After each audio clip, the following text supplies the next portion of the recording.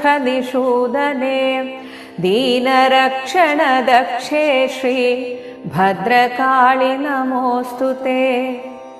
चराचर जगन्नाथे चन्द्रसूर्याग्निलोचने चामुण्डे चण्डमुण्डे श्री भद्रकाळि नमोऽस्तु ते। महैश्वर्यप्रदे देवी महात्रिपुरसुन्दरी महावीर्ये महेशी श्री भद्रकाळि नमोऽस्तु ते। सर्वव्याधिप्रशमनि सर्वमृत्युनिवारिणि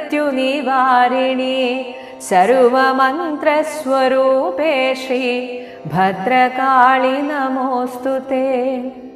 पुरुषार्थप्रदे देवी पुण्या पुण्यफलप्रदे